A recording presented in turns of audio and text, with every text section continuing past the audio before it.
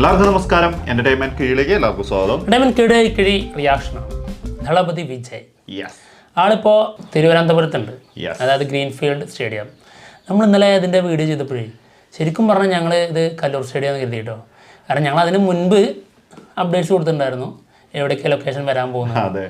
പക്ഷേ എന്നിട്ട് പോലും സംശയിച്ചു, ഇത് കല്ലൂർ സ്റ്റേഡിയം പോലെ ഉണ്ടല്ലോ, അങ്ങനെ പറഞ്ഞു പോയതാണ് സത്യം. പിന്നെ അത് പറഞ്ഞപ്പോ അത് അത്ര ഓർത്തിട്ടുമില്ല, അങ്ങ് പറഞ്ഞങ്ങ് പോയിന്ന് മാത്രമേ ഉള്ളൂ, അല്ലാണ്ട് മനഃപൂർവ്വം മാറ്റി പറഞ്ഞതൊന്നും അല്ല. അതിന് മുൻപേ ഞങ്ങൾക്ക് അറിയാമായിരുന്നല്ലോ ലൊക്കേഷൻ, നമ്മൾ ഓരോന്നും അപ്ഡേറ്റ്സ് കൊടുക്കുന്നുണ്ടല്ലോ. അപ്പോൾ നമ്മൾ പറഞ്ഞിട്ടുണ്ടായിരുന്നു ദളപതി വിജയ് കേരളത്തിൽ വരുന്നുണ്ട്, എവിടെയൊക്കെ ലൊക്കേഷൻ, പ്രധാന ലൊക്കേഷനുകൾ ഏതൊക്കെയൊക്കെ പറഞ്ഞിട്ടുണ്ടായിരുന്നു. എന്താണെങ്കിലും ആളുടെ മലയാളത്തിലുള്ള സ്പീച്ച് ഭയങ്കര ട്രെൻഡായിട്ടുണ്ട്. എന്തായാലും അതിൻ്റെ ഒരു ട്രോൾ വീഡിയോ ഉണ്ട്, PK ട്രോൾസ് ചെയ്തത്, നമുക്കന്ന് കാണാം. ഓക്കെ. പിന്നല്ല, കഴിഞ്ഞ ദിവസമാണ് തിരുവനന്തപുരത്ത് പുതിയ സിനിമയുടെ ചിത്രീകരണത്തിന് വേണ്ടിയിട്ട് ദളപതി വിജയ് ഇറങ്ങിയത്. തിരുവനന്തപുരത്തേക്ക് എത്തുന്നു എന്ന് പറഞ്ഞപ്പോൾ മുതൽ ആരാധകരെല്ലാം വലിയ ആവേശത്തിലായിരുന്നു. എല്ലാവരും ദൃശ്യങ്ങളൊക്കെ കണ്ടതായിരിക്കും. സിംഹ ഇറങ്ങി, കടുവ ഇറങ്ങി എന്നൊക്കെ പറയില്ലേ, അതേപോലെ വിജയ് ഇറങ്ങിയത്.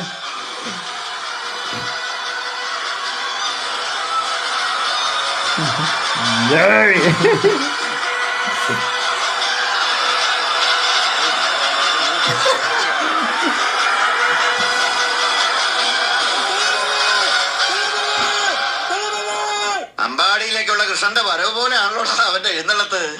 നാടിളകിയിരിക്കല്ലേ, ഇളകണ്ട. പിന്നെ നിസാരക്കാരനൊന്നല്ലോ പറഞ്ഞത്. ഇതെന്താണോ പ്രാന്തന്മാരെ പോലെ? ഇത് കേട്ട എന്റെ തലക്ക് ഭ്രാന്ത് പിടിക്കുമല്ലോ. അല്ല, എനിക്ക് മനസ്സിലായിട്ട് ചോദിക്കണം, ഇവന്മാരുടെ തലക്കൊക്കെ ഭ്രാന്താണ്, ഇവരുടെ താഴത്തുള്ള നിങ്ങളുടെ തലക്കെന്താ വട്ടുണ്ടോ? അല്ല സാറ് ദൈവത്തിനെ കണ്ടിട്ടുണ്ടോ? ഇല്ലെങ്കിൽ ശിവകാശിയിലെ ഏതോ തമിഴൻ വരച്ച ഒരു പടം, അതാണല്ലോ നിങ്ങളുടെ പൂജാമുറിയിലെ ദൈവം. അതുകൊണ്ട് ഇപ്പൊ എന്താ അറിഞ്ഞൂടെ? ആ പടത്തിന്റെ മുമ്പിൽ പ്രാർത്ഥിക്കും, കരയും, പരിഭവം പറയും. അതിനൊന്നും ഒരു നാണക്കേടുമില്ല. ഇത് ശരിയാവൂല, നമ്മളെ കമ്പനി ശരിയാവൂല. ഇത് തുടങ്ങിയെന്നാ തോന്നണേ. എന്റെ ചേട്ടാ, ഉള്ള കാര്യം നേരെ പറയാം. കാണുമ്പോഴുള്ള ഒരു ത്രിൽ, കോൺഫിഡൻസ്, എനർജി, അതാണ്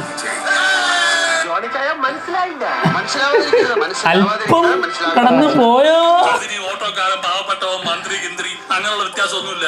എല്ലാവർക്കും അത് ഫീൽ ചെയ്യും. പക്ഷെ ഞങ്ങൾ അത് ഒളിക്കുന്നില്ല, അത്രേ ഉള്ളൂ. അതാരൊക്കെയാ വർഗീസ്? പുറത്തൊരു കൂട്ടം തന്നെ ഉണ്ടല്ലോ, അയൽവക്കക്കാരും നാട്ടുകാരും ഒക്കെയാ. സമകണമെന്നായിരിക്കും. ഓഹോ, പാവങ്ങൾ.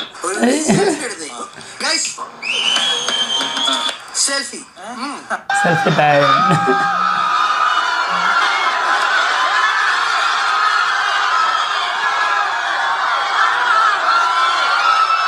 സർ, ഇങ്ങനൊരു പരിപാടി സംഘടിപ്പിച്ചതിന് ഒരുപാട് നന്ദിയുണ്ട് സർ. എന്തെങ്കിലും ഒന്ന് സംസാരിക്കണം. അതെ അല്ലേ? ലോകത്തിലെ ഏറ്റവും സന്തോഷവാനായ മനുഷ്യൻ ഇപ്പൊ ഞാനാണ്. സത്യത്തിൽ ഇപ്പൊ വീക്കായി പോകുന്ന ഞാനാ ഈ സ്നേഹത്തിന്റെ മുമ്പിൽ. അമ്മാവന്റെയും ഈ രമണന്റെയും കാര്യം ഇല്ലെങ്കിൽ ഞാനിവിടെ നിൽക്കൂ. മറക്കില്ല, മരണം വരെ ഞാൻ മറക്കില്ല. നാടാകെ ഇളകി മറിഞ്ഞിരിക്കാൻ പല മഹാത്ഭുതങ്ങളെ പറ്റിയും നമ്മൾ പറഞ്ഞു കേട്ടിട്ടേ ഉള്ളൂ. ഇതങ്ങനെയല്ല. ആദ്യത്തെ അനുഭവം എനിക്ക് തന്നെയാ. അല്ലെങ്കിൽ വേണ്ട, see for yourself. സ്വാഗതം, സ്വാഗതം. മലയാളം മലയാളം മലയാള മണ്ണിൽ വന്നതിൽ ഒരുപാട് സന്തോഷം. മലയാളത്തിൽ സംസാരിക്കാൻ അറിയാം PK രാംദാസിന്റെ മകൻ ജതിൻ രാംദാസ് നിങ്ങളുടെ മുന്നിൽ ഇങ്ങനെ വന്ന് നിൽക്കുമെന്ന് തോന്നുന്നുണ്ടോ? അനിയത്തി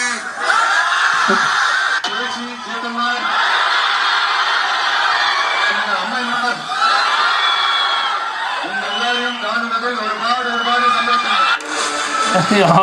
നന്നായിട്ട് സംസാരിച്ചിട്ടില്ലേ? മഹാബലി വരുന്ന ഓണം പോൽ ഈ ദിവസം நான் சந்தோஷிக்கணும். நன்றி. அதாவது என்ன சொல்ல வரேன்னா, உங்க ஓணம் பண்டிகையில நீங்க எவ்வளவு வாழ்த்தீங்களோ அதுதான் நமக்கு சந்தோஷம். உங்க எல்லாரும் முகத்தையும் பார்க்கணும்னா அவ்வளவு சந்தோஷமா இருக்கு. எல்லாருக்கும் கோடான கோடி நன்றிகள். പിന്നെ കലക്കി കളഞ്ഞില്ലേ തങ്കപ്പെട്ട മനുഷ്യൻ. വെറുതെയല്ല കർത്താവ് ചില ആളുകളെ സ്വർഗത്തോളം ഉയർത്തുന്നത്. എന്തൊരു വിനയം, എന്തൊരു പെരുമാറ്റം. தமிழ்நாட்டில் என்னுடைய நன்றிகள் மாதிரி நீங்களும் வேற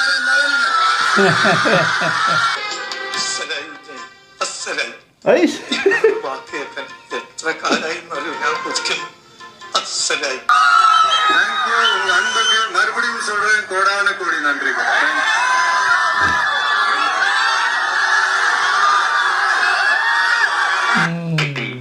ഞാൻ ആഗ്രഹിച്ചത് തന്നെ കിട്ടി. നല്ല അസല് സദ്യ ഉണ്ട് എഴുന്നേറ്റവനെ പോലെ സന്തുഷ്ടനാണ്. ഇപ്പോ അകത്തൊരു കുളിരുണ്ട്. എല്ലാവർക്കും സന്തോഷമായല്ലോ.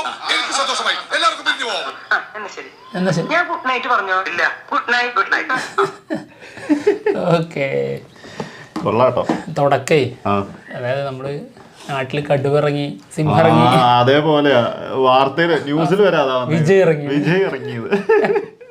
പിന്നെ എന്താന്ന് വെച്ചിട്ടുണ്ടെങ്കില് മലയാളം സംസാരിച്ച് ഇതുണ്ടല്ലോ അത് ഭയങ്കര രസമായിട്ടുണ്ട്. കാരണം നമ്മൾ ഇവിടെ പോയാലോ അവിടുത്തെ ഇതിൽ സംസാരിക്കുക എന്ന് പറയുന്നത് അത് വലിയൊരു കാര്യമാണ്. നല്ല കാര്യം. അത് എനിക്ക് ടോട്ടൽ അതായത് ഈ ട്രോള് ടോട്ടലി എനിക്ക് 2 പോർഷൻ ഇഷ്ടപ്പെട്ടിട്ടുള്ളൂ. തുടക്കത്തിൽ ഈ വിജയ് ഇറങ്ങി എന്ന് പറഞ്ഞ ആ ഒരു തുടക്കം, പിന്നെ അതിന് ശേഷം ഈ മലയാളം സംസാരിക്കുന്ന കാര്യം വന്നിട്ടുള്ള ആ ഒരു ലൂസിഫറിന്റെ സാധനമൊക്കെ ഉൾപ്പെടുത്തിയിട്ടുള്ള ആ ഒരു പോർഷൻ. ബാക്കി ഒന്നങ്ങോട്ട് എന്തോ ഒരു പോലെ എനിക്ക് എന്തോ പോലെ കുറച്ച് ഓവറല്ലേ എന്ന് തോന്നല്. അത് ആ സിനിമേന്റെ കാര്യങ്ങൾ എടുത്തിട്ടുണ്ട് കേട്ടോ. വേറെ ഒന്നുമല്ല. അതിനകത്ത് അവര് അതിനകത്ത് അല്ലെങ്കിൽ തന്നെ കുറച്ച് ഓവറാ. പിന്നെ ഉള്ള കാര്യം പറയാലോ, ആ സിനിമയില് എല്ലാ വിജയ് ഫാൻസൊന്നും അങ്ങനെയൊന്നും അല്ല. അത് അതിനകത്ത് പറയുന്നതൊക്കെ ഭയങ്കര സംഭവമാണ്.